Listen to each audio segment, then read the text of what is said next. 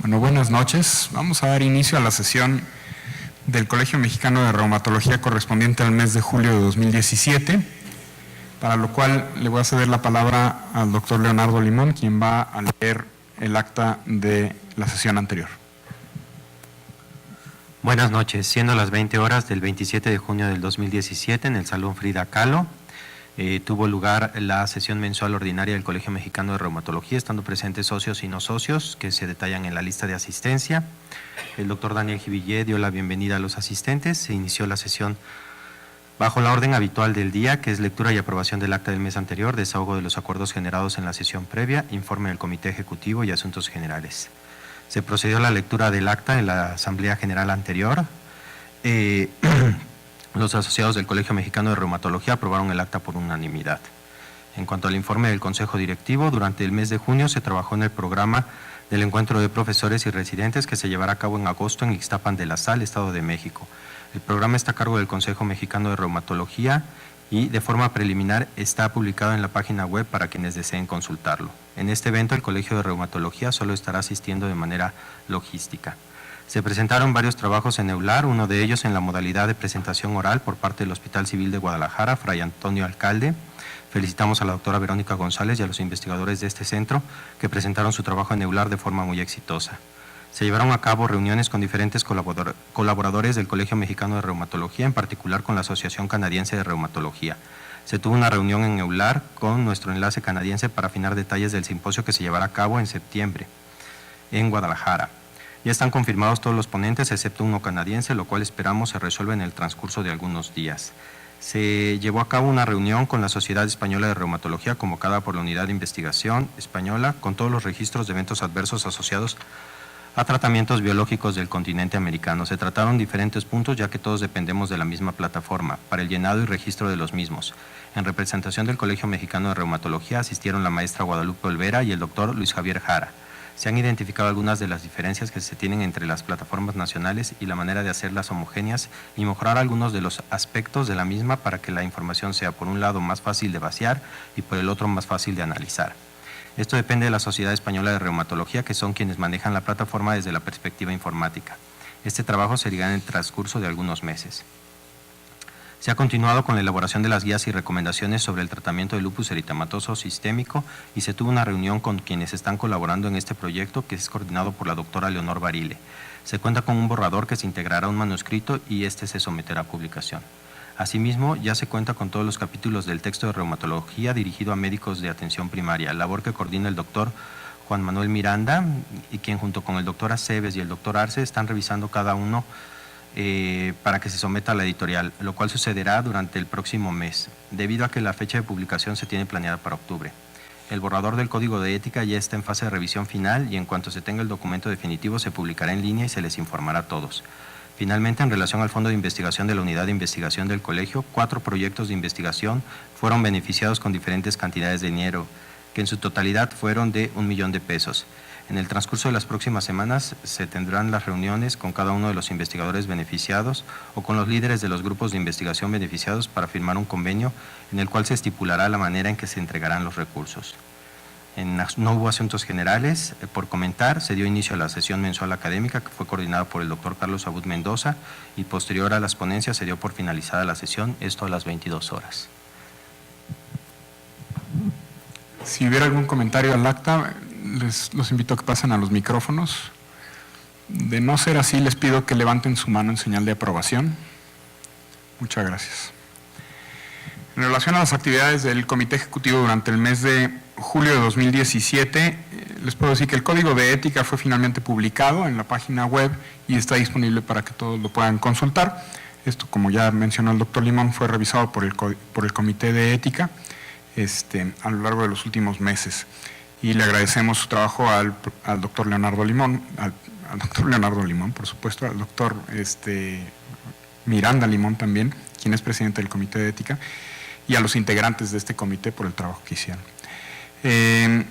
Hemos tenido reuniones con los investigadores beneficiados por el Fondo de Investigación del Colegio para determinar la manera en la que se van a distribuir los fondos y hemos llegado al acuerdo con algunos de ellos de que el colegio hará la compra de los insumos y se facturará al colegio para conservar o sea, para no infringir en ninguna ley fiscal, entregándole directamente los insumos a los investigadores en tiempo y forma. Tenemos un par de reuniones pendientes en este sentido con los investigadores beneficiados. La postura del Colegio Mexicano de Reumatología, o la actualización de la postura del Colegio Mexicano de Reumatología en relación a biosimilares ya fue aceptada por Reumatología Clínica y actualmente se encuentra en galeras. Debemos recibir las galeras en el transcurso de la próxima semana, tras lo cual ya se publicará en línea inicialmente y posteriormente en algún número de la revista. En relación al encuentro de residentes y profesores, el programa final ya se encuentra en línea. Esta se llevará a cabo los días 11 y 12 de agosto y ya hemos invitado a los residentes y a los profesores involucrados, así como a los miembros del consejo que van a participar en el programa académico. A lo largo de julio hubo 2 eventos de Promédica que fueron avalados por el Colegio Mexicano de Reumatología. Y finalmente me gustaría invitarlos a todos al simposio México-Canadiense que se va a llevar a cabo en Guadalajara, Jalisco, los días 14, 15 y 16 de septiembre y que tratará temas de espondiloartritis. Va a haber becas de la industria, aproximadamente 100 becas de la industria que están disponibles por parte de UCB, Pfizer y Novartis. En total participaremos 32 reumatólogos entre mexicanos y canadienses en este evento y los invitamos a todos a que participen en el simposio y nos acompañen en Guadalajara. No sé si hubiera algún asunto que ustedes quisieran tratar en este momento, pueden acercarse a los micrófonos para hacerlo. Doctor Silveira.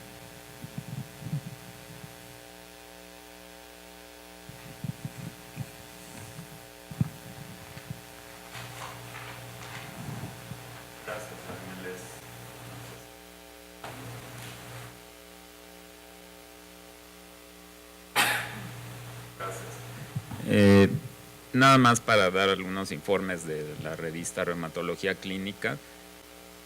Como ya la mayoría de ustedes saben, mi labor de editor en jefe termina el 31 de diciembre de este año. Entonces tenemos que elegir a un nuevo editor que va a entrar en lugar mío. Va a subir como coeditor José Álvarez Nemeguiey y va a seguir como editor asociado Mario García Carrasco. Los próximos 2 años le tocarán a los españoles ser editores en jefe. Bueno, en este caso será Francisco Blanco, otra vez que ya fue. Ya lo ratificó la Sociedad Española de Reumatología a los 3 editores españoles para un nuevo periodo de 4 años. Entonces, se los informo sobre todo para decirles que probablemente en la segunda quincena de agosto o a más tardar los primeros días de septiembre vamos a lanzar la convocatoria como la lancé hace 4 años para elegir un nuevo editor donde salió electo Mario García Carrasco. Entonces, para todos aquellos que estén interesados en ser parte del cuerpo editorial de la revista, para que estén pendientes y obviamente se les va a pedir su currículum. Ahora que estuve la semana pasada en Mérida, tuve una reunión con Pepe Álvarez Nemeguiey, donde acordamos cómo vamos a lanzar la convocatoria, los puntos que vamos a tomar en cuenta, y él va a hacer un sistema de puntaje que se va a aplicar y pues lanzaremos entonces, como les decía, pronto la convocatoria. La otra cuestión es que durante el Congreso de EULAR tuvimos reunión de editores, donde se nos informó que fueron ratificados los editores españoles, y después de esto tuve oportunidad de ir a Barcelona a la editorial Elsevier para tratar algunos asuntos generales de la revista, y ahí se me informó que de hecho ya se le iba a informar al presidente de la SER, y me decían que le iban a informar al presidente del colegio también, pero bueno, yo les dije que yo lo podía hacer, y hace unas semanas le informé a Daniel que Elsevier va a terminar metiendo este sistema que llaman Open Access, donde la revista va a pasar a ser cerrada, ya no va a ser de acceso general como hasta ahorita está haciendo. Los editores hemos peleado desde hace años porque esto no se meta. Ya dijeron las personas que trabajan en el Sevier que este es un proceso irreversible, que todas las revistas lo están haciendo, pero bueno, ya no vamos a poder más sostener eso, y uno de los puntos que siempre hemos tratado es que no nos parece conveniente que mientras la revista no tenga factor de impacto, se cierre su acceso, ¿no? Bueno, ellos dicen que no tiene nada que ver con eso, pero a final de cuentas, si lo hacen, que a lo mejor va a ser el año que viene, todos los miembros del Colegio Mexicano de Reumatología y de la SER, de la Sociedad Española de Reumatología, tendrán una clave para acceder gratuitamente a la revista. O sea, eso no nos va a perjudicar a los miembros de ambas sociedades, pero sí a otras personas que quieran tener acceso a la revista. Gracias. Gracias, doctor. ¿Alguna otra intervención? Ahora que el doctor Silveira mencionó lo de las convocatorias, en agosto lanzaremos la convocatoria para vicepresidente y tesorero suplente del Colegio Mexicano de Reumatología, así como para maestro de la reumatología. La intención es que las convocatorias permanezcan abiertas desde agosto a noviembre para que tengan tiempo de pensar bien lo que están haciendo. Y los invito a todos a que participen en este proceso. Cualquier miembro del colegio puede ser vicepresidente o tesorero suplente y pues es una experiencia inolvidable. Entonces los invito a que metan sus papeles.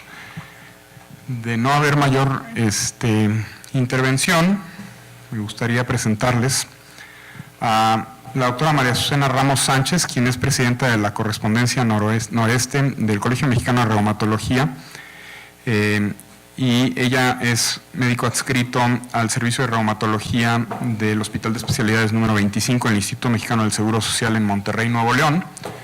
Agradecerle a ella el que coordine esta sesión y también agradecerle al doctor Dionisio Galarza Delgado, quien es jefe del Servicio de Reumatología del Hospital Universitario Dr. José Eleuterio González de la Universidad Autónoma de Nuevo León, su presencia aquí con nosotros, y le cedo la palabra, doctora. Muchas gracias. Bueno, buenas noches a todos. Primeramente agradezco a la mesa directiva del Colegio Mexicano de Reumatología por la invitación del día de hoy. Y entonces el tema que se va a tratar el día de hoy se titula La enfermedad cardiovascular en la artritis reumatoide. Este tema va a ser presentado por el Departamento de Reumatología del Hospital Universitario de la Universidad Autónoma de Nuevo León, de Monterrey, Nuevo León, a cargo del doctor en medicina Dionisio Galarza Delgado, del doctor en medicina José Ramón Aspiri López y de la doctora Iris Colunga Pedraza. Les agradecemos a ellos su presentación y les cedo la palabra al doctor Galarza.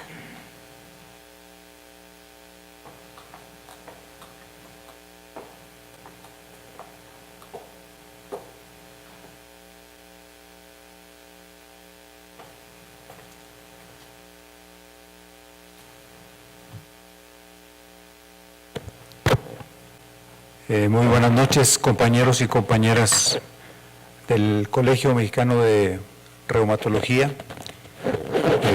Ante todo, yo quiero expresar mi más sincero agradecimiento a la mesa directiva del colegio por la oportunidad que nos dan esta noche de estar con ustedes compartiendo algunas de las experiencias que hemos estado trabajando en la ciudad de Monterrey, en el Hospital Universitario. Especialmente agradezco a su presidente, al doctor Daniel Chivilé Friedman, y a toda su mesa directiva. Naturalmente agradezco a la doctora María Azucena Ramos Sánchez, quien es la presidenta actual del capítulo Correspondencia Noreste del Colegio Mexicano de Reumatología, y pues me da mucho gusto que el colegio tenga esta apertura para que haya participación de profesores, de ponentes que trabajamos en los estados de la República Mexicana y que en ocasiones, salvo en los congresos nacionales, no hay tanta oportunidad de interactuar en forma directa, en tiempo real, pero en vivo, presencialmente hablando. Y es un verdadero privilegio para nosotros para el doctor José Ramón Aspiri López, doctor en medicina, quien es profesor del Servicio de Cardiología del Hospital Universitario de la Universidad Autónoma de Nuevo León, para la doctora Iris Colunga Pedraza, quien es profesora del Servicio de Reumatología, y un servidor, Dionisio Galarza, estar con ustedes esta noche. Vamos a estructurar la sesión en 3 segmentos.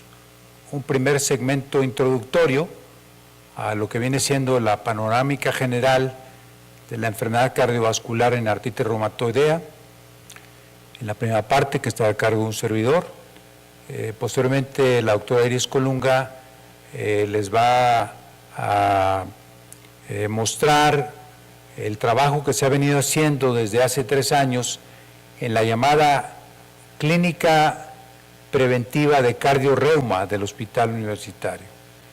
Y finalmente, el doctor Aspiri López compartirá con ustedes algunos de los productos científicos específicos que se han generado como derivado de estos trabajos de la Clínica Preventiva de Cardio-Reuma. Debo decir que si bien el boom principal de la atención reumatológica en la afectación cardiovascular ha sido en este siglo, si nos remontamos a la búsqueda de la literatura, podremos encontrar referencias desde el lejano año de 1945, cuando ya había gente que se estaba preocupando por las manifestaciones cardíacas en pacientes con artritis reumatoidea. No es algo nuevo, si bien la literatura creció de manera exponencial en la presente centuria. Quizás principalmente a raíz de las publicaciones de la doctora Meredith Kremer y de Sherin Gabriel hace poco más de una década, fue que esto empezó a tomar cada vez mayor impulso. De modo personal, yo me interesé en este tema desde el año 2002, cuando accedí al grado de doctor en medicina por la Universidad Autónoma de Nuevo León.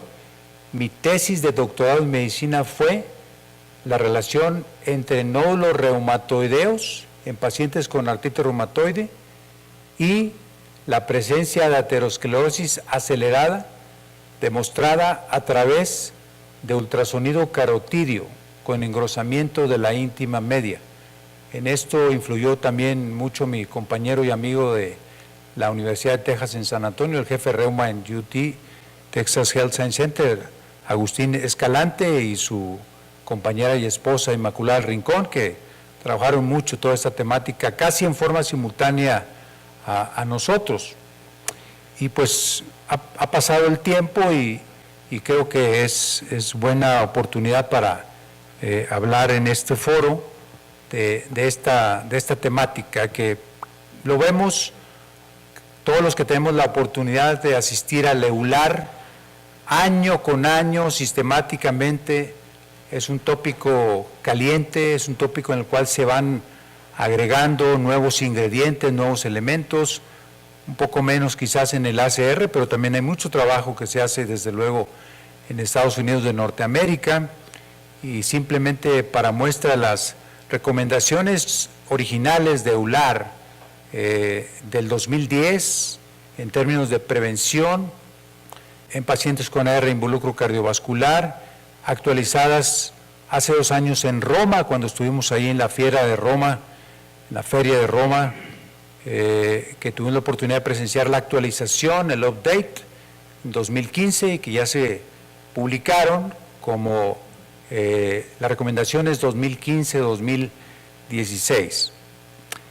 Creo que en este momento de la medicina, en este año 2017, en este siglo XXI, cuando tenemos voces tan influyentes como las de el Premio Nobel de Medicina, Lou Montaner, quien hace 4 años en una conferencia que tuve oportunidad de estar en París, fue la primera vez que yo escuché ese concepto y me convenció completamente de que la medicina moderna debe poseer 4P.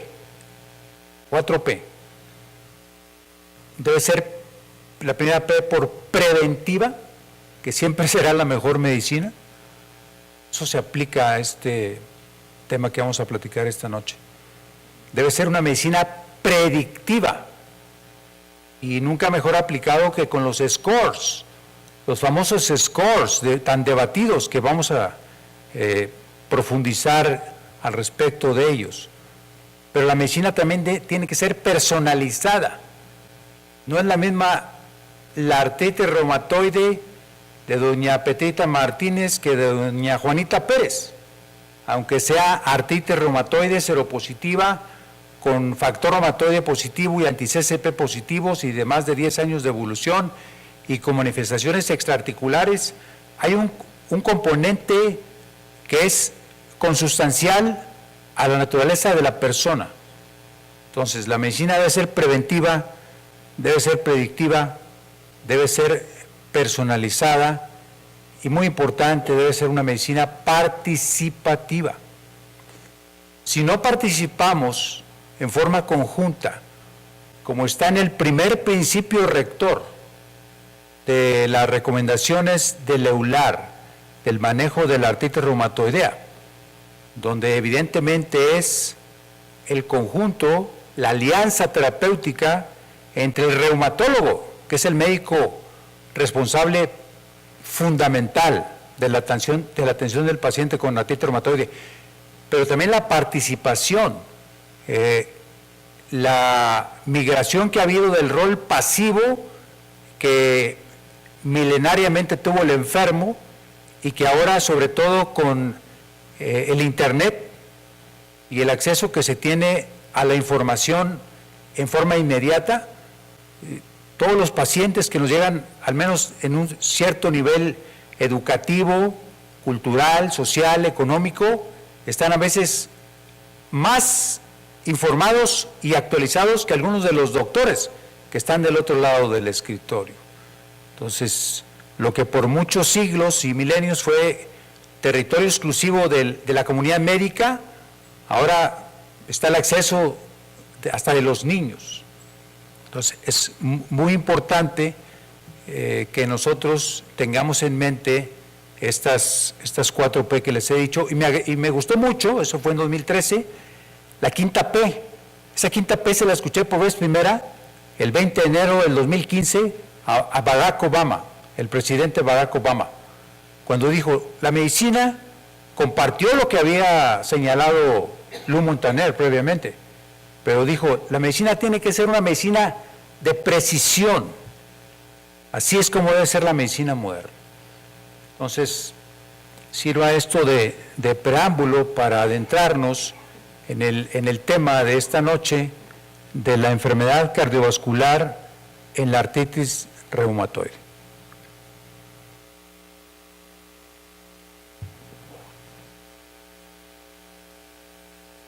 Sabemos muy bien, hablando del riesgo cardiovascular en artritis reumatoide, que es un tema fundamental, la enfermedad cardiovascular a nivel global, en países de primer mundo, en países de segundo mundo, en países de tercer mundo, es causa líder de muerte.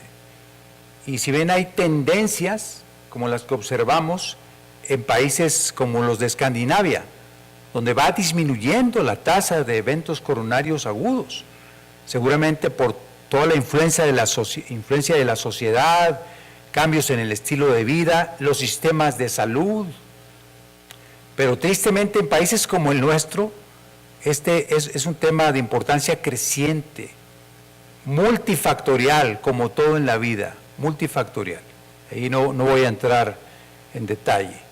El hecho importante aquí es que efectivamente, dentro de los factores de riesgo causales de enfermedad cardiovascular aterosclerótica, causa líder de muerte a nivel mundial todavía, pues los factores tradicionales reconocidos, los más comunes, la hiperlipidemia, el tabaquismo, la hipertensión arterial, la diabetes mellitus, que tenemos epidemias de obesidad en nuestro país, el sedentarismo, en fin. Pero sabemos también, desde hace ya muchos años, al menos desde el año 2003, cuando en el New England Journal of Medicine se publicó que la aterosclerosis no era un fenómeno de plomería, no era un fenómeno de tubos tapados estáticamente, sino que era un fenómeno muy dinámico, inflamatorio, donde el sistema inmunitario juega un papel fundamental, tanto celularmente como a nivel de citocinas inflamatorias y proinflamatorias. Y en los pacientes con artritis reumatoide, estos factores inflamatorios conocidos y no conocidos, sin duda, juegan un papel central para la aterosclerosis acelerada, es decir, los pacientes con AR, igual que la población general, van a tener aterosclerosis, nada más que la van a tener 10 años antes y se van a morir al menos 10 años antes que la población general de la misma edad y género, como está demostrado en estudios europeos, canadienses y norteamericanos desde la década de los años 90, e incrementan el riesgo de infarto del miocardio y enfermedad vascular cerebral prácticamente al doble, 40-50% más de riesgo que población general. No solo eso, en artritis reumatoide es la causa líder de muerte, siendo responsable del 50% de su mortalidad. No son las infecciones, no son las complicaciones gastrointestinales como hemorragia por enfermedad acidopéptica, es la enfermedad cardiovascular, cerebrovascular, la más importante de ese fenómeno de muerte prematura. Y como diría Pérez Tamayo, muertes prematuras e innecesarias, porque podemos evitarlas, podemos prevenirlas. También es una realidad que para mí ha sido decepcionante, que es un fenómeno global, no es un fenómeno de nuestro país.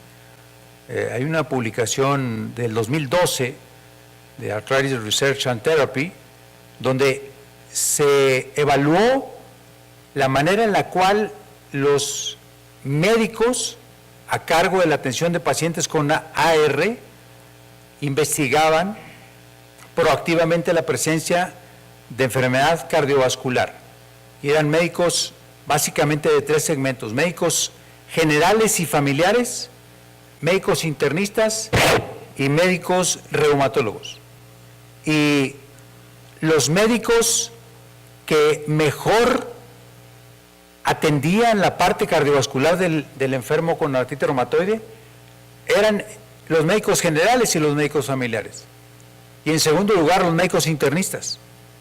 Y decepcionantemente, puesto que somos los médicos responsables primarios de la atención del paciente con AR, los reumatólogos eran quienes menos atención ponían desde el registro y el manejo de los factores de riesgo convencionales, muy pobre en general en pacientes con artritis reumatoide.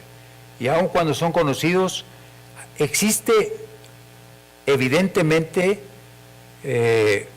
digamos, como un producto secundario de esa búsqueda inapropiada, insuficiente, hay un subtratamiento de los factores de riesgo tradicionales en pacientes con artritis reumatoide, tanto hablando de prevención primaria como de prevención secundaria. Por no decir, sin hacer a un lado desde luego, la importancia de el control estricto de la inflamación, que es un fenómeno fundamental. Predicción e inflamación son fenómenos fundamentales si queremos abatir la carga de la enfermedad aterosclerótica en artritis reumatoidea.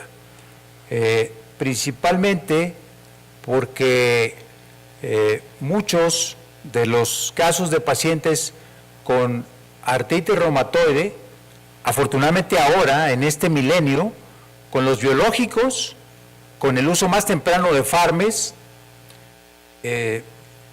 y por otra parte, tomar en cuenta con las estrategias como Treat to Target.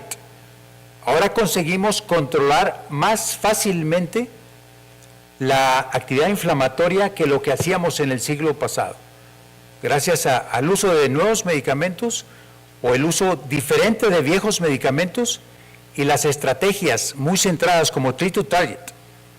Sin embargo, no nos confiamos del todo, porque si revisan ustedes un artículo publicado el 14 de julio, hace 11 días, en Annals of Rheumatic Diseases, es un registro nacional de Suecia, donde están comparando 15,000 pacientes con AR versus 70,000 pacientes de la población general, que tuvieron pacientes con AR de reciente inicio, de menos de un año, y compararon ellos las tendencias desde 1997 hasta el año 2014, y encontraron que a pesar de esto que estoy diciendo, de que tenemos mejores fármacos, que los usamos más juiciosamente, más tempranamente, de que a pesar de que estamos compulsivos para que el DAS28 esté muy bajo, pero aún así, en este reporte que es muy reciente, que se va a publicar en agosto, este próximo mes, en versión impresa, lo que se encontró es que no ha habido una disminución en la carga cardiovascular, específicamente insuficiencia coronaria aguda, infarto agudo de miocardio, angina de pecho inestable o muerte en pacientes con artritis reumatoidea. Siendo que estamos hablando de una publicación generada en Karolinska, o sea, estamos hablando de primer mundo absolutamente, con todo lo que ello implica, conlleva. Creo que todos estamos muy familiarizados con las recomendaciones del EULAR, que les decía yo hace un momento, del 2010, fueron actualizadas para 2015, 2016, y bueno, si uno las revisa uno por uno, que no lo vamos a hacer, pues nos damos cuenta que aquí evidentemente está la parte de la necesidad del control estricto de la inflamación, pero del manejo integral de todos los factores de riesgo cardiovascular y del uso muy juicioso de los medicamentos. Uso muy juicioso de los medicamentos. Porque así como hay medicamentos como MTX que baja 40% el riesgo de que el paciente se enferme de aterosclerosis acelerada, methotrexate, o biológicos donde hay estudios que hasta esta reducción puede ser hasta el 50% con el uso temprano. Hay fármacos, como todos sabemos, los COX-2, o no se diga los glucocorticoides, que ha habido fluctuaciones y de repente se ha satanizado los glucocorticoides y luego de repente ha vuelto el boom de los glucocorticoides y utilizarlos en la mayoría de los pacientes. En fin, todo esto representa un incremento en el riesgo cardiovascular, el uso tan amplio que se tiene ahora de los glucocorticoides. Quizás, como lo podrán ver en ese artículo cuando lo revisen, el que yo les refiero de Karolinska, sea uno de los factores que está todavía influyendo. O sea, son múltiples factores. Y uno de pasadita, importante. Sé que no todos los reumatólogos del país somos internistas completos. Hay quienes prefirieron hacer solamente un año de medicina interna o dos y luego irse a reumatología. Otros, como es la escuela de nosotros, de la Universidad Autónoma de Nuevo León, donde todos somos primero médicos internistas completos y después hacemos ya la subespecialidad de reumatología o la especialidad en reumatología. Pero independientemente del grupo, el problema es que no solamente no se atienden los factores de riesgo como hipertensión, que según los datos de George Kitas, que está en Manchester, Inglaterra, 80% de los enfermos con AR son hipertensos, pero 70%, y no solo eso, 40% de ellos no tienen diagnóstico de hipertensión. Y hay algo peor, que 80% su hipertensión no está bien controlada. ¿Por qué? Porque hemos migrado nosotros, aprendimos de los diabetólogos, que si tenemos un enfermo con diabetes, pues la meta es que la hemoglobina A1C esté debajo de 6, y está debajo de 5.8 mejor, y debajo de 5.6 mejor todavía. O de los cardiólogos, que si es un paciente con hipertensión, pues que la presión arterial esté menos de 130/80, etcétera. Pero nosotros lo hemos hecho con el DAS28, pero esto no se aplica en forma general, y muchos tienen hipertensión, pues vamos a darle un ARA2, vamos a darle un inhibidor de la IECA, tiene hipercolesterolemia, pues vamos a darle una estatina, pero no hay un seguimiento. Todo el beneficio que recibe un enfermo con hipercolesterolemia, habiendo estado tomando atorvastatina, sí, doctor, lo estuve tomando durante 6 meses y ya lo dejé, y tenía 1 año y medio no venía el paciente. El beneficio se va a perder, naturalmente, porque no se es lo suficientemente acucioso en el control y el seguimiento estricto. Y luego nosotros podemos ver que, hablando del riesgo cardiovascular en la artritis reumatoide, como en esta publicación de la misma Meredith Kramer y de Cindy Crowson, que está en la Mayo Clinic, en los cuadrantes superiores A y B son pacientes con artritis reumatoidea. Vean ustedes las dos líneas, la que está continua y la que está cortada. Y vean los cuadrantes inferiores C y D, que son pacientes sin artritis. Aquí están aplicando el score de Framingham para predecir riesgo cardiovascular. Y ahí se le da seguimiento a través del tiempo. Y se ve que desafortunadamente en el grupo de pacientes con AR, vean ustedes cómo la línea punteada, que era lo que se había predicho, se separa completamente de la línea continua. O sea, simplemente las calculadoras que tenemos, las múltiples calculadoras que tenemos, y que les va a presentar el doctor Aspiro un rato más, uno de los trabajos que hemos hecho nosotros, llámese Framingham lípidos, llámese Framingham índice de masa corporal, llámese el de Reynolds, llámese el Q-RISK, llámese SCORE, llámese el de Solomon, el nuevo, el ERS, etcétera, pero finalmente no tienen la suficiente precisión para predecir el riesgo cardiovascular. Entonces, yo podría señalar, para terminar mi intervención, que existe una necesidad de una evaluación regular, monitoreo, seguimiento, manejo y control de todos los componentes de los factores de riesgo cardiovasculares en pacientes con artritis reumatoide si queremos mejorar su vida, su calidad de vida. Y que el rol primario, la responsabilidad primaria, no podemos evadirla.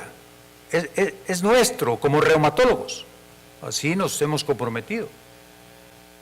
Y que a veces nos limitamos nada más, yo me voy a limitar a las articulaciones y no voy a ver al paciente de forma integral. Evidentemente requerimos el trabajo multidisciplinario, requerimos integrar cardiólogos, quizás integrar endocrinólogos, integrar internistas, nutriólogos, etcétera, pero que es fundamental nuestro rol para poder conseguir este objetivo de evaluar, monitorear, manejar y controlar todos los componentes de los factores de riesgo cardiovasculares, y que podemos hacer una gran diferencia en la calidad de vida de los pacientes y hacer una diferencia grande en los años de vida saludables que van a tener esos pacientes, hablando de muertes prematuras e innecesarias. Puedo decir que hay 2 grandes brazos en la búsqueda de este objetivo. Hay un brazo que tiene que ver directamente con los factores de riesgo tradicionales, los que ya conocemos, los conocidos y los emergentes, porque quizás el doctor Espil pueda abundar un poco más en los emergentes, pero los tradicionales conocidos, que son los de la mayoría de los enfermos, hipertensión, hipercolesterolemia, obesidad, diabetes, etcétera, creo que tenemos los elementos mínimos para atenderlos. Y el otro gran brazo, evidentemente, el primer brazo obviamente basado en metas, insisto en eso, en metas objetivas, y otro gran brazo, el brazo inflamatorio. O sea, como lo dijo en una editorial Daniel J. McCarthy, publicado en Journal of Rheumatology en 1990, cuando estaban hablando de que vamos a invertir la pirámide, ahora la pirámide va a ser al revés, vamos a poner el vértice en la parte inicial del tratamiento de enfermos con AR, dijo, olvídense de las pirámides, dejen las pirámides a los egipcios, vamos a enfocarnos en quitar la inflamación a como dé lugar. Si quitamos la inflamación en el paciente con artritis reumatoide, le estamos haciendo un gran favor, no solo a su calidad de vida, sino también a la posibilidad de años de vida saludables. Entonces, nosotros ante esta problemática decidimos implementar una estrategia que fue la conformación de una clínica preventiva de cardiorreuma. Esa es la siguiente parte de esta presentación y los dejo con la doctora Colunga para que les hable de esa clínica de cardiorreuma.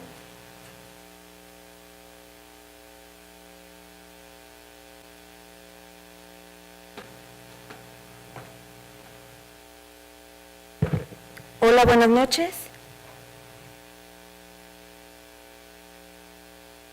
Bueno, la clínica de cardiorreuma, la clínica preventiva de cardiorreuma del Hospital Universitario de la Universidad Autónoma de Nuevo León, tiene sus inicios en junio de 2012, donde en el EULAR de Berlín se da el primer encuentro del doctor Galarza con la doctora Angret Sen. Posteriormente, en enero de 2013, vemos publicada la tesis de aterosclerosis en AR en pacientes con nódulos comparados con los que no tenían nódulos reumatoides, que fue la tesis doctoral del doctor Galarza. En abril de 2014, en la UCLA, se da el encuentro con la doctora Sherin Gabriel. Después, ellas dos serían las fundadoras de las primeras dos clínicas de cardiorreuma en el mundo. En agosto de 2014, inicia nuestra clínica preventiva de cardiorreuma, siendo la cuarta clínica a nivel mundial y la primera en Latinoamérica. En noviembre de 2014, en el ACR en Boston, se da la aceptación de la clínica de cardiorreuma para pertenecer al consorcio ATTAC-RA, que es el grupo para buscar la calculadora de riesgo cardiovascular en artritis reumatoide transatlántico, que a nivel México, dos centros somos los que pertenecemos, el Instituto Nacional de Nutrición, la corte de la doctora Virginia Pascual aquí presente, y la corte de nosotros en Monterrey. En junio de 2015, en el EULAR en Roma, ya presentábamos los primeros carteles y ya las reuniones con el consorcio ATTAC-RA. En noviembre de 2015, también presentación de carteles en el Congreso Americano de Reumatología en San Francisco. En febrero de 2016, en el Congreso Mexicano de Reumatología en Mérida, Yucatán, fuimos acreedores al premio Donato de Alarcón Segovia por el trabajo de calculadoras de riesgo cardiovascular en pacientes con artritis reumatoide. En junio de 2016, en el EULAR en Londres, también presentamos carteles y reunión con el consorcio ATTAC-RA. En noviembre de 2016 igual. Después tuvimos ya nuestra primera publicación en extenso de la clínica, en noviembre de 2016. Asimismo, en noviembre de 2016, en el Congreso Mexicano de Medicina Interna, también tuvimos la presencia de carteles. En febrero de 2017, en Tuxtla Gutiérrez, en el Congreso Mexicano de Reumatología, también presentación de carteles y sesiones simultáneas y plenarias. También tuvimos en junio la segunda publicación en extenso. Las publicaciones en extenso las va a mencionar más adelante el doctor Spiri. En junio de 2017 también tuvimos la presentación de carteles y la reunión del consorcio ATAC en el EULAR en Madrid. Y también iniciamos en este momento la participación de la clínica en el estudio SURF-RA, que es de búsqueda de comorbilidades cardiovasculares en los pacientes con artritis reumatoide, también como parte del grupo de la doctora Angret Sen y del consorcio ATAC-RA. Bueno, ¿cuál es la metodología que empleamos en nuestra clínica preventiva de cardio-reuma? Los pacientes que incluimos son pacientes de 40 a 75 años de edad, esto porque las calculadoras actualmente existentes son los rangos de edad en los que pueden hacer el cálculo del riesgo cardiovascular. No está establecido antes de los 40 años ni arriba de los 75 años. Que cumplan los criterios de clasificación, ya sean ACR 1987 y o ACR EULAR 2010 para artritis reumatoide, que acudan generalmente o a la consulta externa de reumatología del hospital universitario o a la consulta del centro de especialistas en artritis y reumatismo. Excluimos a aquellos pacientes que ya cuenten con antecedente personal de enfermedad cardiovascular aterosclerótica, esto pues porque estamos midiendo la predicción de riesgo cardiovascular, y los síndromes de sobreposición. En la primera visita realizamos la historia clínica completa, así como la exploración física, dando particular enfoque a la enfermedad cardiovascular, así como a la actividad y al tratamiento de la artritis reumatoide, para consignarlo en el expediente de la clínica. Se cita al paciente en ayuno de 14 horas para así poder realizar exámenes de laboratorio, incluido el perfil de lípidos, su BCG, proteína C reactiva, factor reumatoide y anti-CCPs. Y posteriormente se les da una cita adicional para la realización del ultrasonido Doppler carotídeo bilateral y el ecocardiograma. El seguimiento que realizamos es a los 6 meses de la primera visita y posteriormente cada año, a no ser que cambie su riesgo cardiovascular y requiera visitas adicionales. Ahí evaluamos pues, los factores de riesgo cardiovascular, si ha presentado algún evento cardiovascular y la actividad de la enfermedad. Y se repiten los exámenes de laboratorio a excepción de los anticuerpos. El ultrasonido Doppler carotídeo bilateral es realizado e interpretado por un radiólogo certificado con un equipo Philips 7 con medición automática del grosor íntima media, carotídeo y otros parámetros relevantes. También se realiza el Doppler color y pulsado, el modo B, eso se hace con transductor lineal multifrecuencia de 10 MHz y pues de acuerdo a las guías de ultrasonido carotídeo se define hipertrofia con un grosor íntima media carotídeo mayor a 0.9 y menor a 1.2 centímetros y grosor íntima media carotídeo mayor a 1.2 ya se considera placa carotídea o bien un aumento del grosor de la pared vascular mayor al 50% comparado con la pared circundante. Aquí tenemos una imagen del equipo de ultrasonido carotídeo que tenemos en nuestro hospital. También hacemos ecocardiograma con rastreo de partículas, el cual es realizado e interpretado por un cardiólogo certificado, fellow en ecocardiografía. Para el análisis de datos se va a utilizar un equipo General Electric y se van a detectar alteraciones de la estructura y la función cardíaca. Se van a evaluar por 2 ecocardiografistas de acuerdo a las recomendaciones tanto de la Sociedad Americana de Eco como de la Sociedad Europea de Imagen Cardiovascular. Las diferencias encontradas entre estos 2 ecografistas serán resueltas por consenso o por el promedio de mediciones. Y aquí tenemos una imagen de cómo se le realiza el ecocardio a nuestros pacientes. ¿Qué intervenciones vamos a realizar ya como parte de la clínica? Vamos a estratificar el riesgo cardiovascular. Actualmente estamos empleando estas 7 escalas de riesgo cardiovascular. y vamos a emitir recomendaciones pertinentes de acuerdo a esta estratificación de riesgo. Si encontramos dislipidemia o placa carotídea heteromatosa, se va a iniciar tratamiento hipolipemiante según las guías ACC-AJA 2013. Si encontramos alteraciones relevantes a nivel del ecocardiograma, pues se refiere a la consulta de cardiología. Además, estos hallazgos se notifican al reumatólogo tratante, estos hallazgos de la clínica preventiva de cardiorreuma, para su adecuado seguimiento y adecuación de los medicamentos también, como es el caso, por ejemplo, de los glucocorticoides en un paciente que ya encontramos hiperglucemia, hipertensión, elevación del riesgo cardiovascular. Hasta la fecha, tenemos un total de 286 pacientes que han sido evaluados en nuestra clínica. Un 89% pues son mujeres, dado que estamos trabajando con artritis reumatoide. Una edad media de 55 años, con una duración promedio de la enfermedad de alrededor de 11 años.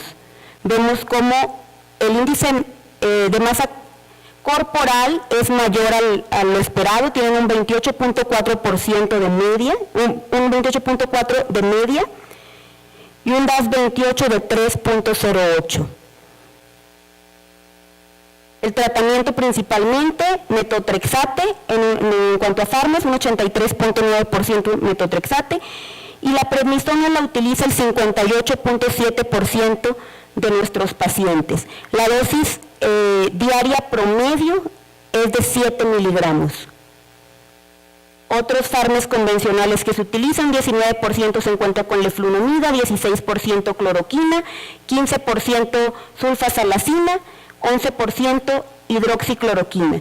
Y solamente tenemos un 7% que está utilizando biológicos. Esto es porque nuestro hospital de referencia no es un hospital privado en que el paciente debe de costearse su propia medicación, y pues generalmente este paciente no tiene el recurso socioeconómico para costear su terapia biológica, no porque un mayor porcentaje lo requiere, pero no lo pueden costear.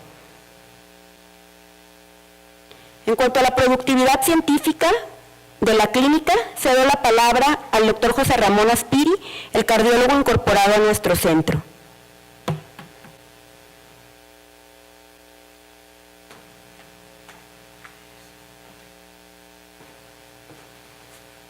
Bueno, buenas noches, muchas gracias.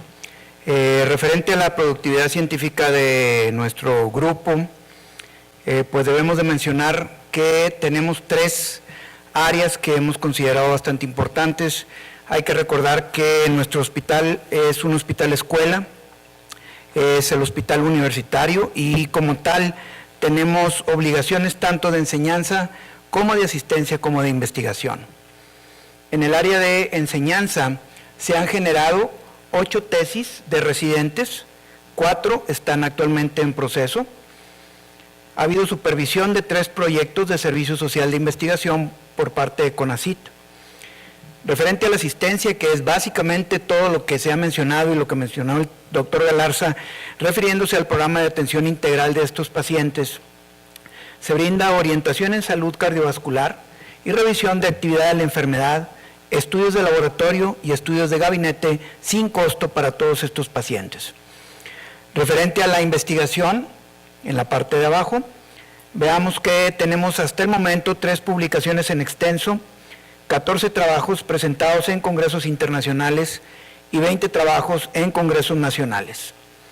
Estas 3 publicaciones en extenso, la evaluación de 6 calculadoras de riesgo en pacientes mexicanos con artritis reumatoide, la comparación de elegibilidad del tratamiento de estatinas de acuerdo a las guías actualmente válidas, tanto para el manejo de colesterol como del American College y American Heart Association, en pacientes con placa carotídea, y la prevalencia de comorbilidades en los pacientes con artritis reumatoide.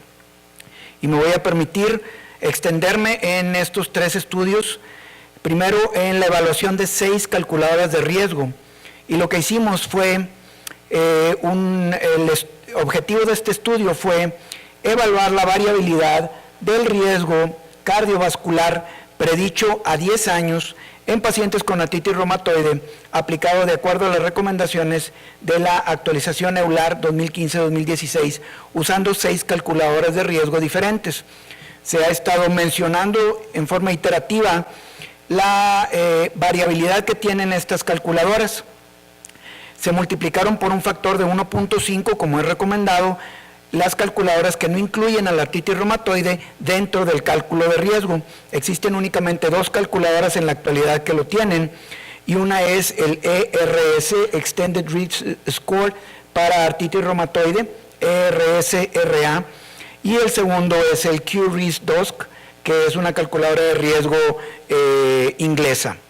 Pero además se utilizaron la calculadora de Framingham Risk Score, utilizando lípidos y utilizando el índice de masa corporal, el score de Reynolds, que es el RRS, y las guías, el algoritmo de las guías del American Heart y American College, que son vigentes a este momento, que son las del 2013.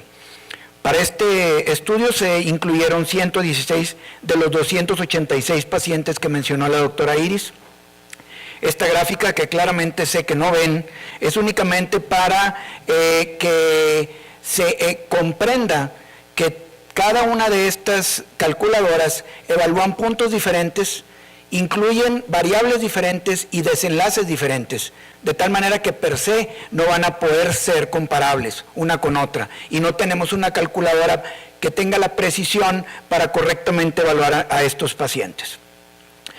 De las características demográficas no me voy a detener porque son básicamente las que mencionó la doctora Iris Colunga, excepto en que vean ustedes que el colesterol total está, pues yo diría que envidiablemente bajo, 182, con un colesterol HDL de 51, LDL de 97, un índice de colesterol total HDL de 3.58, y si me preguntan, yo quisiera que estos números los tuvieran mis pacientes en prevención primaria. Entonces algo hay más allá de simplemente el colesterol que tenga que explicar ese incremento en la mortalidad. Las dosis y los diferentes medicamentos los explicó la doctora Iris. Me voy a detener un poco en los antagonistas de receptores de angiotensina 2, en donde el 15% lo recibían, los inhibidores de la ECA, en donde lo recibían el 12%, beta bloqueadores el 5.2%, calcio antagonistas el 3.4%, diuréticos el 1.7% y estatinas el 14.7% de los pacientes. Que si vemos, pudiéramos decir que estas son las características de una población de esta edad. Y estos son los resultados de la predicción de riesgo de las diferentes calculadoras, haciendo un cruce para comparar uno contra el otro. Entonces aquí tenemos, por ejemplo, el American College American Heart, Framingham Risk Score, utilizando lípidos, utilizando el índice de masa corporal, Q-RISK, Reynolds y el RSA de artritis reumatoide. Les recuerdo que Q-RISK y el ERS-RA son los únicos 2 que toman en cuenta la presencia de artritis reumatoide para predecir el riesgo. Y vean ustedes que prácticamente en toda la tabla existen diferencias significativas, pero que van desde un 1.5 de riesgo a 10 años de enfermedad cardiovascular en el Reynolds hasta un 11.02 en el Framingham, utilizando el índice de masa corporal. Es decir, 10 veces de diferencia, lo cual es claramente inaceptable si hablamos de lo que el doctor Galarza mencionó en un principio, la precisión de estas calculadoras. Noten ustedes que el único rubro o las únicas calculadoras en las que no hubo diferencia fue cuando se comparó el Q-RISK, que incorpora artritis reumatoide, y el ERS-RA, donde el valor de P no alcanza diferencia significativa, es decir, son iguales. De tal manera que podemos decir que existe una diferencia significativa en la comparación global entre todas las calculadoras. En las comparaciones individuales, Q-RIS-DOSC no mostró diferencia cuando se contrastó contra el ERS-RA, y que el Framingham Risk Score, utilizando índice de masa corporal, obtuvo los valores más elevados de predicción de riesgo cardiovascular. ¿Cuál de estas será la verdadera? Pues tenemos que esperar 10 años. El segundo estudio que quiero compartirles es la comparación de la elegibilidad de las estatinas de acuerdo al panel 3 del tratamiento para los adultos, que es el que actualmente se utiliza por los endocrinólogos y por los cardiólogos para el tratamiento de las estatinas, y las guías del American College American Heart en cuanto a la presencia de placa carotidia, es decir, comparándolo con la presencia de placa carotidia. Y las guías de American College y American Heart difieren en sus estrategias para iniciar tratamientos con estatinas. Les comento, por ejemplo, que si el riesgo cardiovascular es más de 7.5 a 10 años de tener un evento, el American College y el American Heart Association recomiendan iniciar estatinas en dosis altas. Sin embargo, el ATP3, que es comandado por endocrinólogos, ellos sugieren que únicamente des estatinas si tienes más de 160 de colesterol LDL independiente del riesgo, lo cual es completamente diferente, porque tú puedes tener un riesgo de más de 7.5 porque tienes otros factores de riesgo y no nada más el colesterol elevado. Ejemplo, si eres hipertenso, sedentario, obeso, HDL bajo e hipertensión, pues vas a tener mucho más riesgo aunque tu colesterol esté normal. Como segundo punto es la presencia de placa carotidia, el índice tobillo-brazo menor de 0.9 que indica enfermedad arterial periférica, o el calcio coronario mayor de 100 unidades Agaston, que indica enfermedad coronaria, son indicaciones para comenzar tratamiento con estatinas. En este estudio evaluamos a 62 pacientes con artritis reumatoide sin tratamiento previo y sin enfermedad conocida. Y la presencia de placa carotidia se evaluó mediante ultrasonido ultrasonido carotidio. Las características demográficas son básicamente las mismas, porque es la misma cohorte. Principalmente mujeres, edad media 56 años, únicamente 9.7% diabéticas, que difiere de la población general en nuestro país, que alrededor de 30% son diabéticos. Únicamente 35% eran hipertensos, o más bien recibían tratamiento antihipertensivo. La presión arterial promedio era de 120, sistólica 78 de diastólica, insisto, pacientes que en mi práctica de la cardiología yo quisiera verlos así a los pacientes. El LDL de 105, HDL de 55 y con FRS, Framingham Risk Score de lípidos, que es 7.86% de probabilidades de tener un infarto, un evento cerebral o una muerte cardiovascular a 10 años, por esa calificación, y por la calificación del American College American Heart, 4%. Entonces, lo que hicimos fue tratar de comparar estas calculadoras teniendo como evento terminal la presencia de placa carotidia. Entonces, se buscó evaluar la concordancia de estas con la placa carotidia utilizando la prueba de capa de Cohen y se consideró significativa si el valor de P era menor de 0.05. Y la concordancia se clasificó de acuerdo a lo que es ampliamente aceptado como débil 0.01 a 0.2, leve 0.21 a 0.40, moderada 0.41 a 0.60, sustancial 0.61 a 0.80 y casi perfecta 0.81 a 1.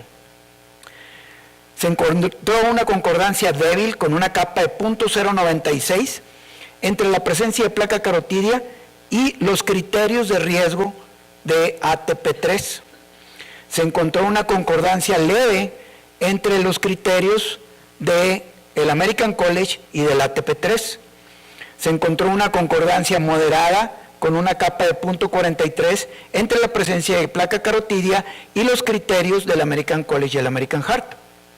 De tal manera que concluimos que las guías del American College y el American Heart pudieran ser una herramienta adecuada para evaluar la necesidad del inicio de tratamiento con estatinas en pacientes mexicanos con artritis reumatoide. Y creo que es una conclusión bastante sólida, basada en lo que estamos viendo, pero que requiere obviamente validación a futuro.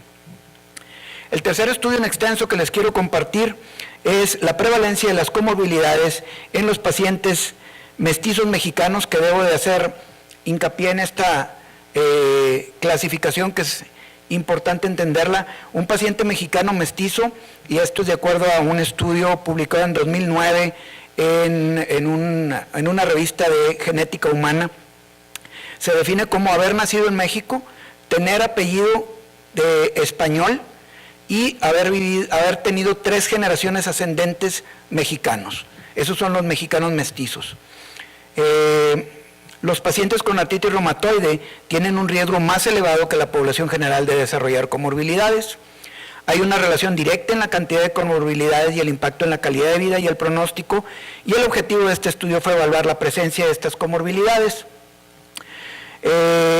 Básicamente es la misma característica demográfica y se recolectó información en 225 pacientes. Se encontró sobrepeso en 45, obesidad en 31, que esto refleja bastante claramente la realidad nacional.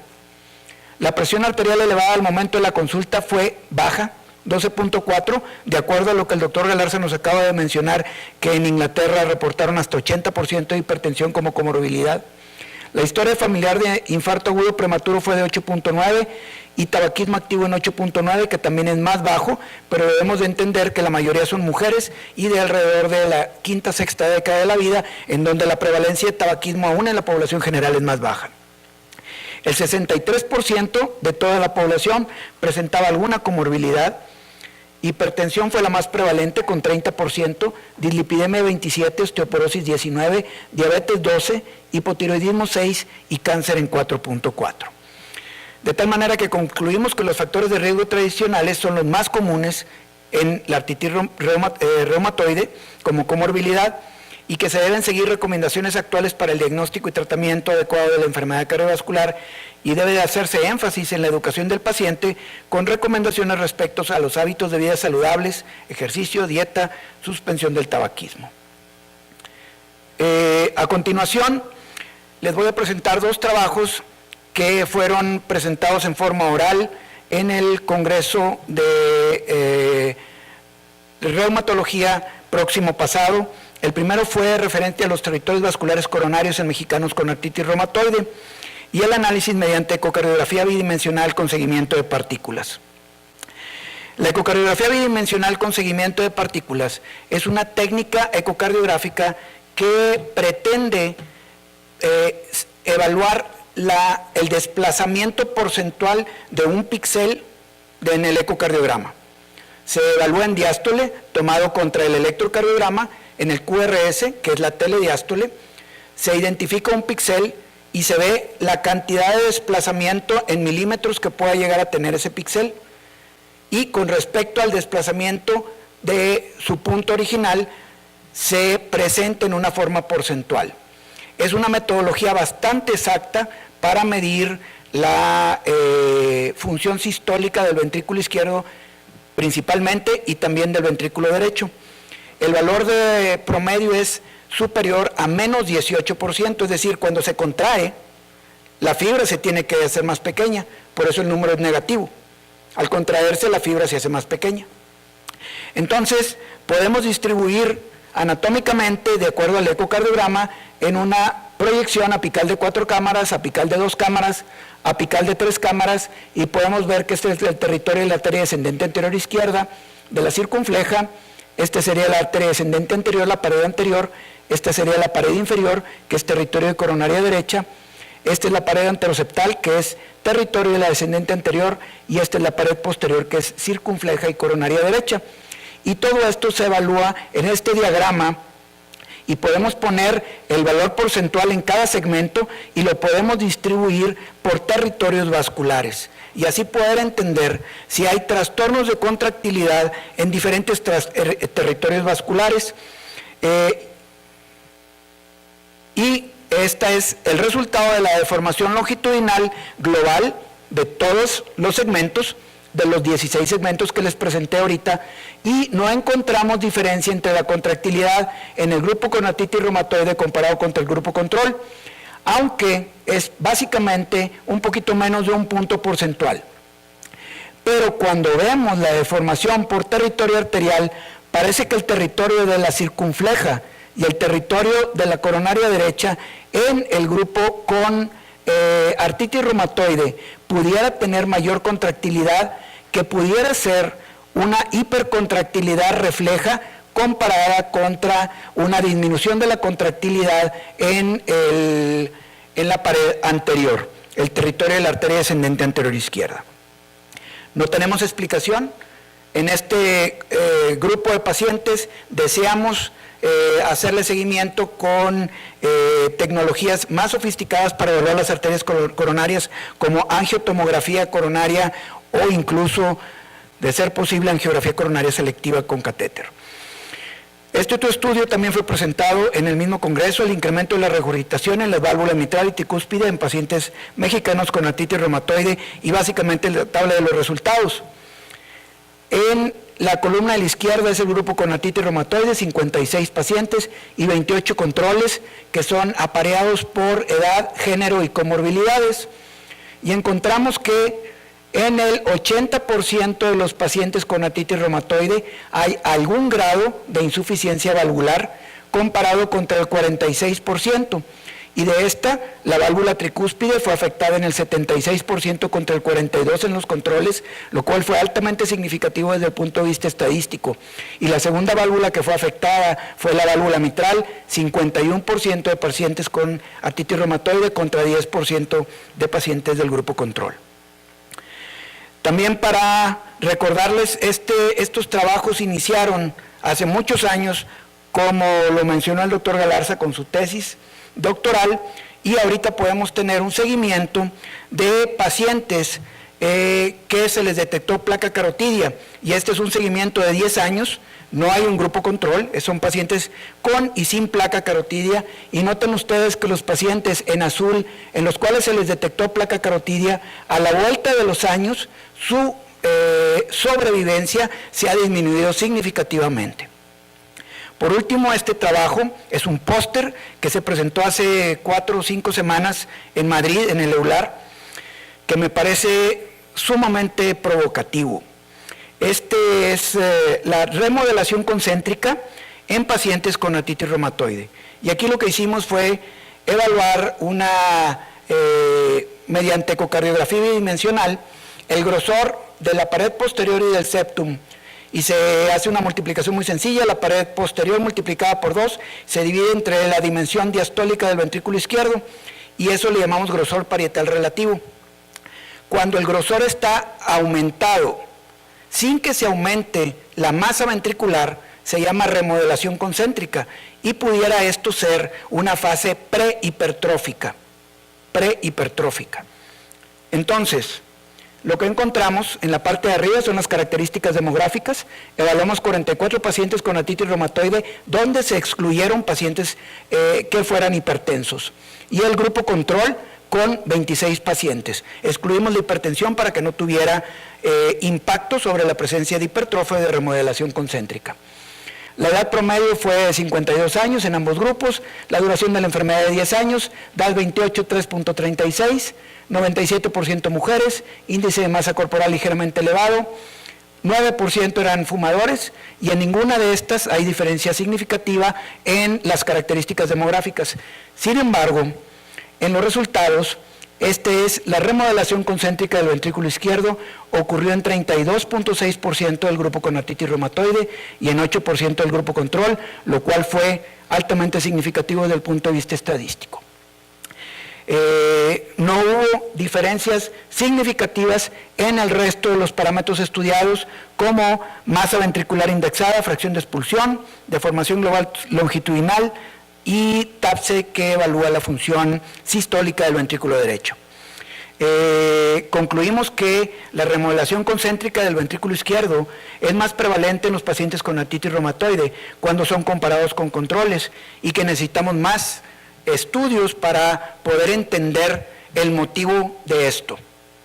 Creo que este estudio es altamente provocativo porque no encontramos los factores tradicionales que pueden producir hipertrofia ventricular izquierda o remodelación, y debe de haber factores independientes que pueden ser factores séricos, factores promotores de hipertrofia ventricular, que pueden ser factores vasoconstrictores que puedan estar provocando y que no tenemos bien entendidos, y que puedan explicar las diferencias en el pronóstico entre los pacientes con artritis reumatoide y el resto de la población.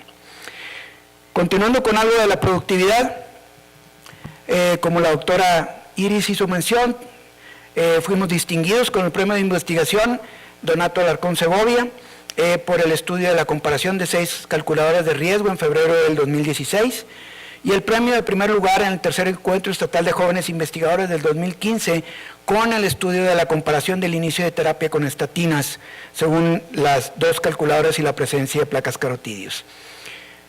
En congresos nacionales hemos presentado 3 trabajos en el 2015, 5 en el 16, 6 en el 17, 6 en el Congreso de Medicina Interna, un total de 20 trabajos en congresos mexicanos. No voy a ahondar claramente en ninguno de estos nombres, pero mi idea es que se vea que estamos trabajando activamente en todo esto y cada vez hay más trabajos presentados en congresos internacionales, Roma, Londres, Madrid, San Francisco, Washington, en fin. ¿Hacia dónde vamos? ¿Hacia dónde nos vamos a dirigir? Bueno, claramente, después del último trabajo que les presenté, creo que la medición de citocinas es una de las partes más importantes. Tenemos guardados sueros congelados a menos 70 grados, de todos estos pacientes para precisamente tratar de medir esto y poder hacer una investigación anidada, retrospectiva, para tratar de hacer correlaciones y entender estos hallazgos. Y además andamos buscando también hacer imagen cardiovascular más allá de la ecocardiografía, angiotomografía coronaria, score de calcio, resonancia nuclear magnética cardiovascular. Y con esto doy por terminada mi participación. Muchas gracias. Doctor Galarza.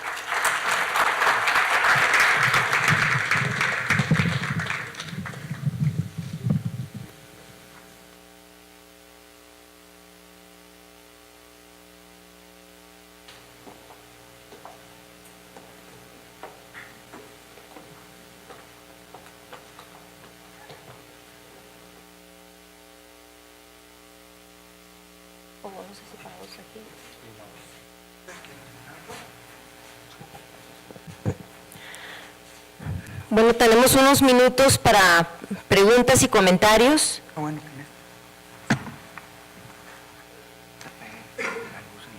Adelante, doctor.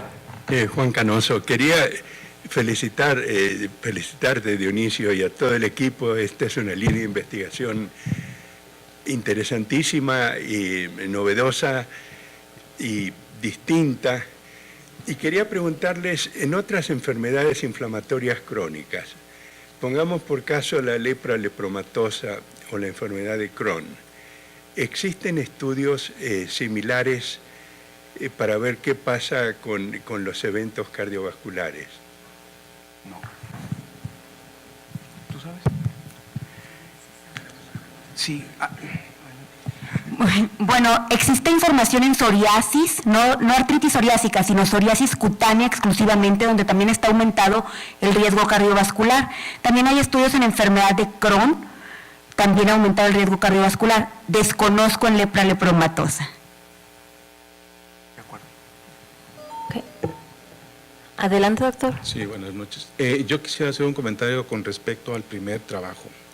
Me llama mucho la atención el porcentaje de enfermos que tienen glucocorticoides, casi es el 50%. Y la pregunta es si en ese grupo el riesgo cardiovascular, o tienen análisis de esos pacientes que no tomaban dosis de glucocorticoides, si el riesgo es igual. Y la otra es que me imagino que en el segundo trabajo, viendo la actividad de la enfermedad, también casi más del 50% de los pacientes no están en remisión clínica. Y probablemente eso es una explicación por la cual los riesgos son mayores. Bueno, sí, la mayoría de nuestra población está en actividad leve moderada de artritis reumatoide. La dosis de esteroide, le digo, es una dosis considerada baja, todos están abajo, la gran mayoría más bien está abajo de 10 miligramos al día. Sin embargo, ya por dosis acumulada es lo que estamos tratando de evaluar actualmente, es una de las directrices futuras, la dosis acumulada. Sin embargo, a veces es un problema esto de la dosis acumulada, porque a veces el paciente se pierde en el transcurso de los años y no tenemos un verdadero control Sin embargo, y bueno, también otra cosa que existe es, bueno, apagando la inflamación, como comentó el doctor Galarza, es esta paradoja, ¿qué tanto el esteroide contribuye al riesgo cardiovascular o qué tanto lo corrige al corregir la inflamación también? Sí, es muy buena observación. Y sí corrimos dos estadísticas diferentes. Un análisis de regresión multivariada para ver si había relación y no hubo relación. Y simplemente un análisis comparativo entre los pacientes que tomaban y los que no tomaban glucocorticoides. Explicamos eso. Uno fue, como lo dijo la doctora Iris, porque no estábamos midiendo la dosis acumulada, ¿sí? Que eso probablemente tenga más impacto. Y la otra es porque la mayoría de los pacientes actualmente están tomando dosis muy bajas de esteroides. Sí, también es importante puntualizar que estamos en una realidad de una población vulnerable, es decir, lo más a que pueden aspirar muchos de estos enfermos es a metrotexate o a combos de fármacos sintéticos. Cuando Michael Weinblatt nos ha presentado los datos del registro Corona, el registro norteamericano, antes del inicio de los biológicos, ellos estaban en el orden del 35% de sus enfermos en Estados Unidos de Norteamérica utilizaban glucocorticoides. Ya con el advenimiento de los biológicos pudieron bajar a 19%. Naturalmente que esa insuficiencia en el hospital tenemos dos segmentos de enfermos, el de los pacientes que van a la consulta propiamente del hospital y los que acuden al llamado Centro de Especialistas en Artritis y Reumatismo, que es el grupo de población económicamente solvente, donde un porcentaje de un 25% tiene seguro de gastos médicos mayores. Y ahí los datos que tenemos es de que solamente el 22% están recibiendo glucocorticoides, porque la mayoría reciben biológicos, porque tienen esa oportunidad. Y yo lo señalaba en mi intervención, que no hay ninguna duda que el uso de los glucocorticoides es un factor principalísimo, y sobre todo cuando estamos viendo de que a pesar del empleo más temprano, más intensivo y más eficaz de los fármacos, no se ha reducido significativamente la mortalidad cardiovascular en artritis reumatoide. Un sospechoso principalísimo es el uso crónico y la carga acumulada de las dosis altas a lo largo de los años, aunque estemos en dosis de 5 miligramos al día o 2.5 miligramos al día. Dicho de otra manera, no hay ninguna dosis segura de glucocorticoides, evidentemente. Y la realidad es que son minoría los enfermos en los cuales se les puede dejar el cero de glucocorticoides. Sí es posible, evidentemente, y los hay, y un buen número, pero hay enfermos en los cuales, por razones propias de la enfermedad, quizás por hacer un diagnóstico tardío, quizás por ser extremadamente seropositivos, por tener muchas manifestaciones extraarticulares o factores más allá de lo que conocemos, no hay modo de quitar los glucocorticoides. Es un punto fundamental. Y creo que debe ser una meta que uno debe como reumatólogo perseguir también convulsivamente, tratar de eliminar los esteroides de nuestros pacientes, pero sí hay que ver el contexto en el cual nos estamos desarrollando como sistema de salud, y donde no es lo mismo un estado que provee biológicos a la totalidad de la población, como hay en muchas naciones europeas principalmente, donde dice, bueno, biológicos, el que quiera, nada más justificado. Nuestro país, tristemente, es una realidad muy, muy diferente, ¿no? Adelante. Adelante, doctora. Felicidades, Dionisio. ¿Tienen ustedes alguna recomendación de cuándo aplicar los riesgos o las calculadoras para medir el riesgo cardiovascular. Y digo esto porque habitualmente algo que ya hemos visto en las cohortes de inicio temprano, justamente al inicio de la cohorte, los pacientes vienen con mucha actividad y eso afecta a los niveles de lípidos y evidentemente también afecta al riesgo, a la predicción de riesgo cardiovascular. Entonces, algo que de hecho se está recomendando es esperar a que los pacientes entren en remisión, que sería el estado ideal y al que debemos de aspirar para en ese momento medir el riesgo cardiovascular. ¿Qué hacen ustedes o qué piensan ustedes de esta práctica? De acuerdo al primer estudio que presenté, doctora, el QRIS-2 y el ERSRA prácticamente dan un resultado similar, pero el segundo es muchísimo más complejo que el QRIS-2. El QRIS-2 ustedes se pueden meter en cualquier visor de internet, lo buscan y tiene aproximadamente 8 o 9 variables. Y la variable de artritis reumatoide es nomás binaria, sí o no. Y la mayoría son binarias, creo, si mal no recuerdo, te pide el colesterol total y el colesterol HDL, no te pide el colesterol LDL. Entonces, a mí se me hace que la más sencilla en la cohorte de artritis reumatoide y que puede ser la más predictiva, va a ser el QRIS-2. Ese es lo que yo creo. La segunda cosa importante es que la están actualizando cada año conforme va incrementándose el tamaño de la cohorte. Ellos como que es algo que ponen a nivel nacional y esa tabla, la predictibilidad va incrementándose conforme van pasando los años y por lo tanto su precisión. Sí, muchas gracias, doctora Pascual, y gracias al doctor Canoso por sus comentarios. Y en este sentido, pues debemos de tomar en cuenta que hay recomendaciones. Originalmente se hablaba de que una vez al año había que hacer la reevaluación o bien cuando se cambiara el tratamiento. Digamos que así es lo que está sugerido o recomendado. En esta más reciente versión, el doctor Noor Mohamed, el mismo de Ámsterdam, recomendó hacerlo cada 5 años. Ya no era necesario hacerlo tan frecuentemente como una vez al año, pero de nueva cuenta, podría yo citar en este momento una pregunta que me hizo un colega muy estimado, el doctor Mario Cardiel, que el año pasado estuvo allá con nosotros en Monterrey, y en una charla informal me decía, bueno, a ver, tantas calculadoras, ya mis cebolas, puede ser que ninguna sirva, o qué es lo que está pasando.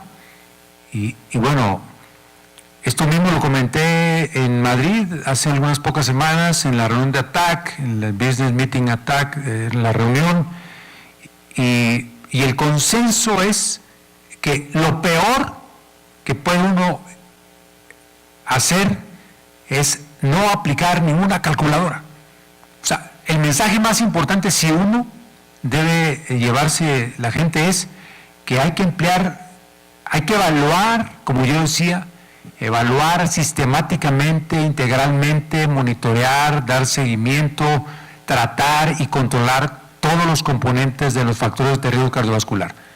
Lo peor que uno podría hacer es simplemente no tomar en cuenta ese elemento, porque entra en juego la otra variable, que el principal factor para aterosclerosis en todos los humanos es la edad, es el más importante.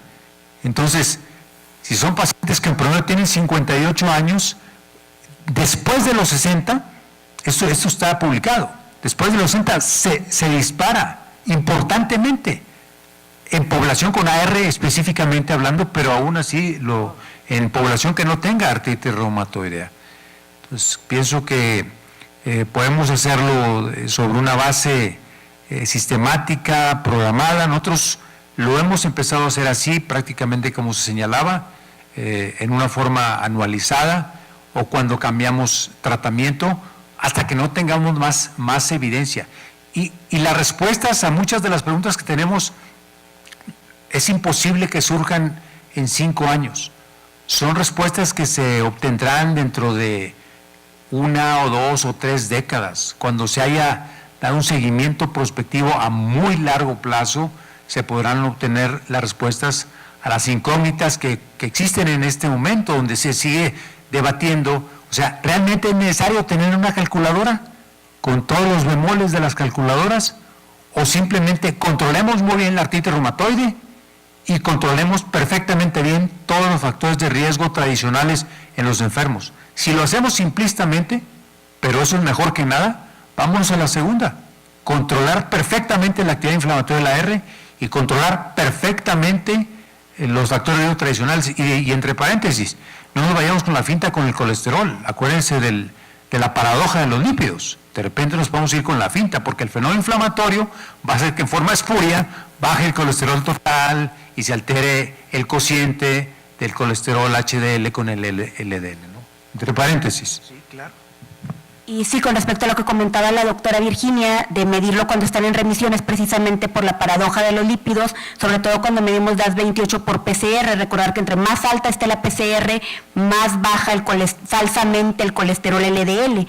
Y es por eso que se recomienda hacer la medición cuando ya la PCR se encuentra normal, es decir, que el paciente está en remisión por laboratorio al menos.